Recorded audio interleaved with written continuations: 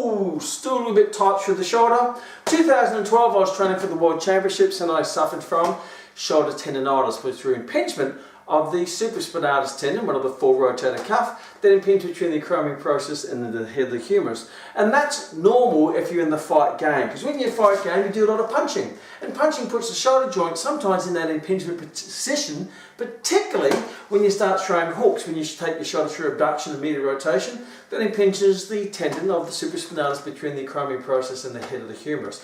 But that's a part of the game, and every sport will have its own set of injuries that it seems to suffer from or be prone to, whether it be bowling, shoulder injuries, maybe baseball throwing, shoulder injuries, swimming, shoulder injuries, running, knee injuries, fast bowling, lower back injuries, kayaking, shoulder injuries. Why? Because each of those sports put joints in many times awkward positions where sometimes it places a bit of stress across the joint and the associated tendons. And when you deliver that movement pattern in that sport in a repetitive nature, an explosive way, then that can lead to wear and tear of the joint and then eventually injuries. So what the challenge is that we accept that most sports will have their associated injuries. But the challenge is when a trainer starts to say, hey, let's go and do some sport-specific strength training to improve your sporting performance.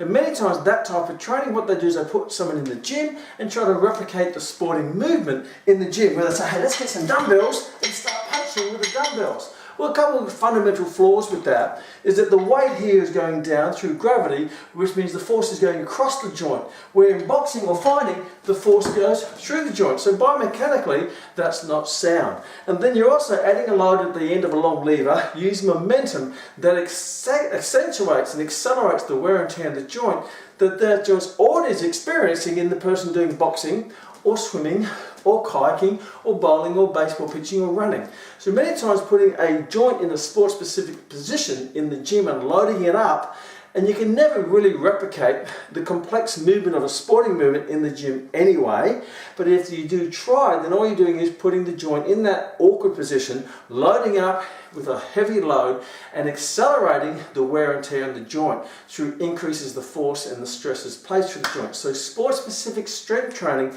many times accelerates sport-specific injuries because it's very hard to replicate it in the gym. You're better off just going and doing it in the field. So doing the gym what's best done in the gym, which is doing some good core basic strength training, putting joints in safe positions where they're not impinging or wearing out joints, where you're lifting the load to train the muscle while protecting the joints and get you overall strong, and let the practice of the sport and the training take care of the sport's specificity and the transference of that strength and power in the gym, and let that transfer it into the sporting field. And do in the sporting field or the pool or the court what you can't do in the gym, which is delivering those complex movements in a repetitive way in a game situation. So but try not to mix the two because you get a mess, and that's no cow poo.